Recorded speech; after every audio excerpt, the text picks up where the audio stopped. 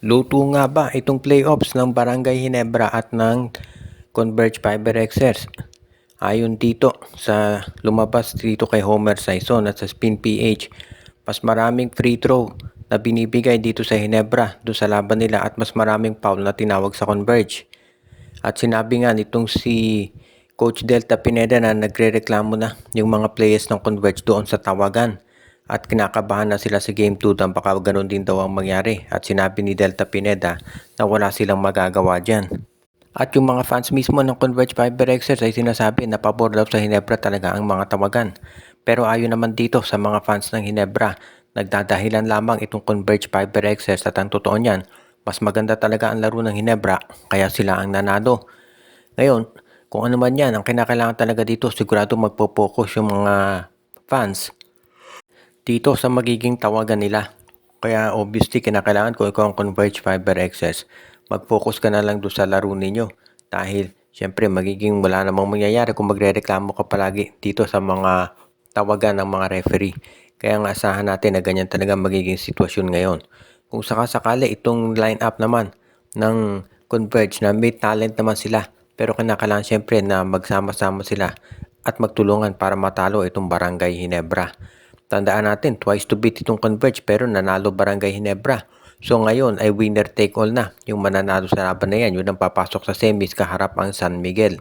Kaya isa ngayon to dito sa talagang sabihin natin, nape-pressure ngayon itong Converge Fiber Xers na manalo kontra dito sa Barangay Ginebra. Kaya ang tanong nga, luto ba talaga o nagdadahilan lang itong Converge Fiber Xers? Iyan ngayon ang tanong ng marami. Pero para dito sa fans ng Ginebra, focus lang sila at sana'y manalo yung kanilang favorite team.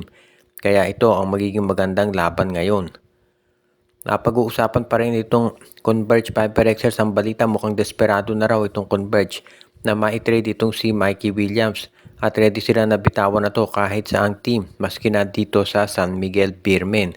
Kaya nga kasi ang Converge daw gusto na magkaroon nung mas malalim na bench at ang nakikita lang nilang talagang pag-asa dito ay i-trade itong si Mikey Williams. Baka pwede nila itong i-trade sa San Miguel kapalit nitong si Chris Miller at Chris Rosales o kaya naman si Wami Tiongson.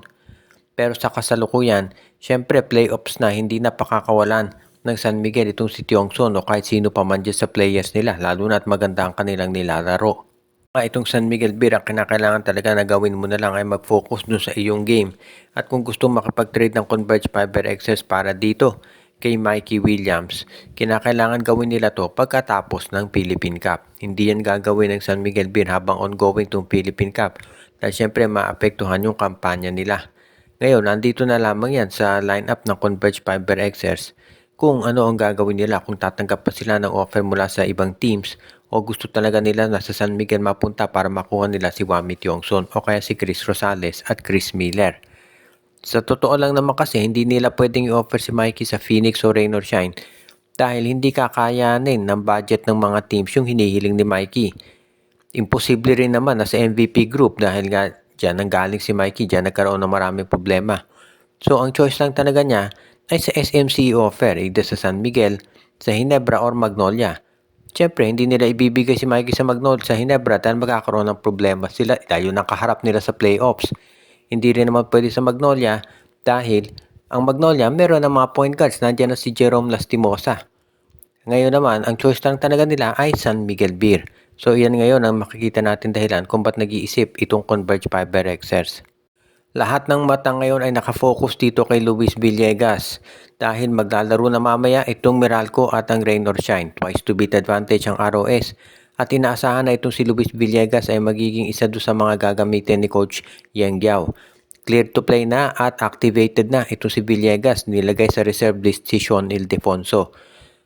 Itong si Villegas ngayon, titignan natin kung ano magagawa niya dahil sobrang tagal na nitong hindi naglaro. Halos hindi na matandaan ng mga fans kung ano ang nagagawa nito dahil nga sa kanya mga samot-saring injury. So, tignan natin kung ano magagawa ni Villegas. Ang importante dito para sa Rain or Shine, at least meron na silang center ngayon na magagamit dito sa lineup nila kasama na itong iba pa nila magagaling na players. Nakapanghihinayang talaga na na-injure pa itong si Kit Datu. Pero kung ito si Kit Datu sana ay nakapaglaro, di may Twin Towers na itong si Coach Yang Giao. Kaya ngayon ito talaga magiging isa doon sa advantage nila kontra sa Meralco. Kung naman itong Meralco Bolts, kinakailangan gawin mo, ma-neutralize mo yung mga wingmen ng ROS.